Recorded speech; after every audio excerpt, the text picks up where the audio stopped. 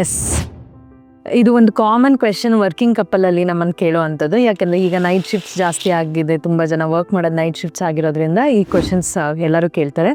ಹೌದು, night ಶಿಫ್ಟಿಂದ fertility affect ಆಗೋದು ನಿಜ. ಬೋತ್ ಹೆಣ್ಮಕ್ಳು ಗಂಡು ಮಕ್ಕಳು ಇಬ್ಬರಲ್ಲೂ ಎಫೆಕ್ಟ್ ಆಗುತ್ತೆ. ಹೆಣ್ಮಕ್ಳಲ್ಲಿ ಹೇಗೆ ಎಫೆಕ್ಟ್ ಆಗುತ್ತೆ ಅಂತಂದರೆ, ನಮ್ಮದು ಸರ್ಕೇಡಿಯನ್ ರಿದಮ್ ಅಂತ ಇರುತ್ತೆ. ಅಂದರೆ ನಾವು ಲೈಟು ಡೇಗೆ ಅಡ್ಜಸ್ಟ್ ಆಗಿರ್ತೀವಿ. ಸೊ ಮಲಗೋದು, ಏಳೋದು, ಫುಡ್ ತಿನ್ನೋದು, ಈವನ್ ಬಾತ್ರೂಮ್ದು ಎವ್ರಿಥಿಂಗ್ ನಮಗೆ ಸ್ಕೆಡ್ಯೂಲ್ ಆಗಿರುತ್ತೆ, ಅದೆಲ್ಲ ಚೇಂಜ್ ಆಗುತ್ತೆ. ಸೊ ಇದರಿಂದ ಹಾರ್ಮೋನ್ ಇಂಬ್ಯಾಲೆನ್ಸ್ ಆಗುತ್ತೆ.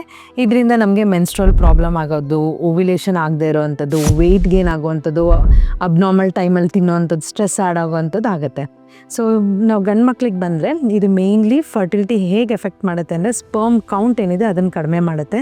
ಮತ್ತು ಸ್ಪರ್ಮ್ ಮೊಟಿಲಿಟಿ ಅಂದರೆ ಸ್ಪರ್ಮ್ ಒಂದು ಮೂವ್ಮೆಂಟ್ ಇರುತ್ತೆ, ಅದ್ರದ್ದೂ ಕಡಿಮೆ ಮಾಡುತ್ತೆ. ಆಮೇಲೆ ಮೇಲ್ ಹಾರ್ಮೋನ್ ಟೆಸ್ಟೋಸ್ಟಿರೋನ್ ಅನ್ನೋ ಲೆವೆಲ್ಸು ಕಡಿಮೆ ಆಗುತ್ತೆ. ಇದರಿಂದ ಮೇಲ್ ಫರ್ಟಿಲಿಟಿ ಕೂಡ ಅಫೆಕ್ಟ್ ಆಗುತ್ತೆ.